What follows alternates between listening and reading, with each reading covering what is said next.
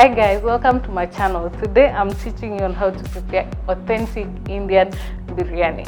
I have tried the Kenyan Swahili biryani, but it can't get to the level of the authentic Indian biryani. So I'm just about to teach you on how to prepare the most authentic and the most tasty biryani you have ever tasted. So let's get started with the list of ingredients, which are quite extensive, but when it comes to the Indian cuisine, you take it or you leave it. You need quite some ingredients. So let's get started. So you will need meat. I'm using goat meat. You can use lamb. You can use chicken. I have mixed spices, cinnamon, cardamom. I have nutmeg. I have peppercorns. I have cloves.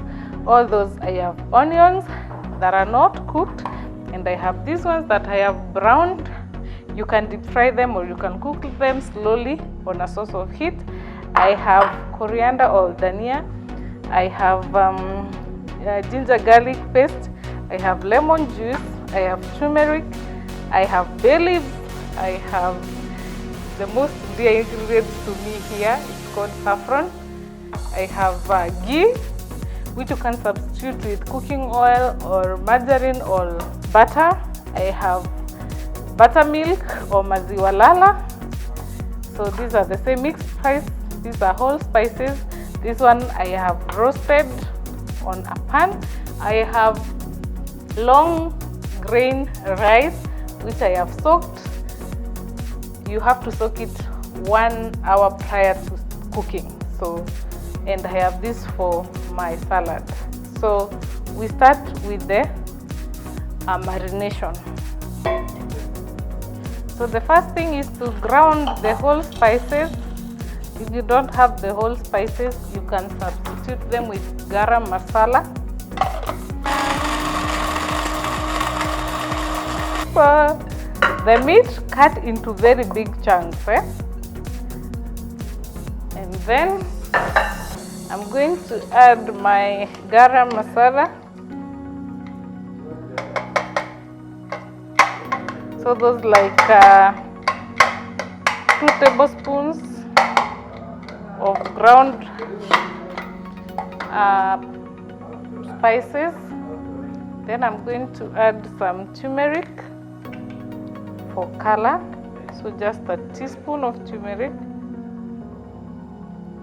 or 5 grams of turmeric. So this ginger garlic paste.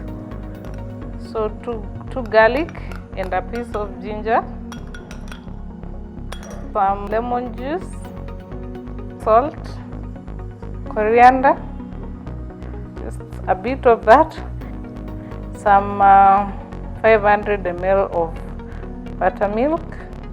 I'm going to give it a nice mix. So you can see the turmeric is bringing some color. So I'm going to keep this for at least 2 hours. I would prefer overnight so that the marination can be well done, so that the meat can soak in every flavors, every item that is on this mix. So I'll keep it on the side for at least 2 hours. But if you have time, I would recommend overnight. So now let's start the cooking process. I'm going to use some ghee. So ghee is more flavorful for biryani. So ghee is a product of dairy. If you don't take dairy products, so you can substitute it with sunflower oil, olive oil, or any other alternatives. Give it quite some flavor. Then I'll add the onions.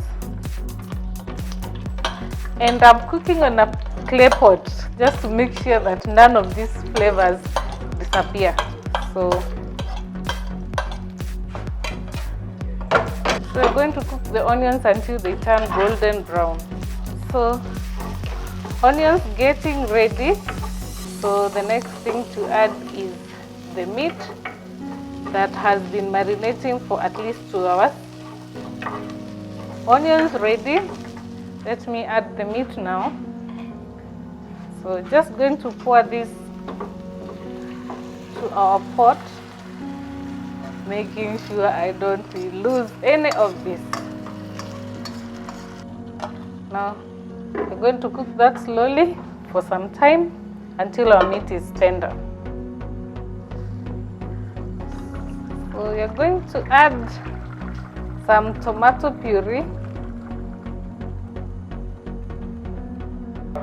So this is long grain rice which I had previously soaked an hour prior to cooking.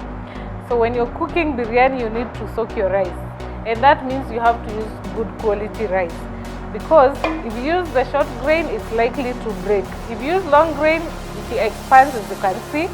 It has doubled in size and it will make my biryani look so awesome. So now we are going to the next step. So the beauty of the biryani is that you cook everything in one pot, and that makes sure that all flavors are intact. So we are moving to our next step. So this is the water to cook our rice. So the rice will be halfway cooked. So we are just going to put it, season it with salt. Let's add bay leaves, the rice. So now we are moving to the next step, which is to layer the rice. So you can see this has reduced and it has made some very nice sauce. So you can imagine all that goodness in one plate. So now we are going to layer the rice. So remember, your rice should be only halfway cooked. So this is halfway cooked. You can see it is not crashing completely. So I'm just going to layer this. Then I'm going to put the onions, the fried onions, and then add coriander or dhania.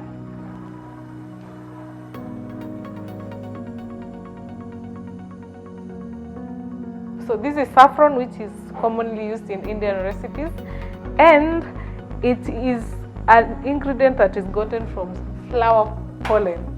That's what makes it so expensive. For instance, this is 2 grams. So a teaspoon is normally 5 grams. This is 2 grams. That means it is less than half a teaspoon. I bought it at 550 shillings. That is how many dollars? That is $5. So Indian groceries, or if you don't have it, you can still substitute with turmeric. So it will give you the same color. I see other people use food color, which it's not authentic. So use this, or alternatively you can use turmeric. I have a recipe where I've cooked biryani using turmeric, and I'll link it on the description box. So now I'm just going to use a few strands. The beauty is that this you can use for so many times, because you need just a few strands of it. You can see the color. So you need to crush it a bit. That can give you some nice color. So you're just going to pour it.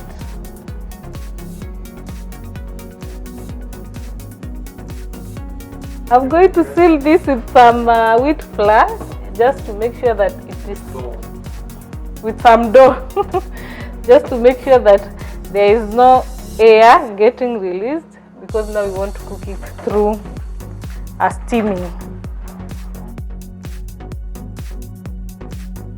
So the time we have been looking towards is here. So now we are going to remove the dough. So this was just for sealing, so that it can basically cook on steam. Oh, look at what we have. So you can see the color.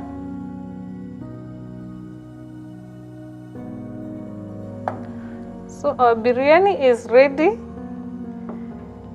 and I can smell the flavors. So this biryani is so tasty. It has taken in the flavors. It's so moist, and the meat is so soft. It has cooked slowly. So in biryani, you enjoy by your hands. So the flavors, the taste taking me all the way to India. So it is amazing.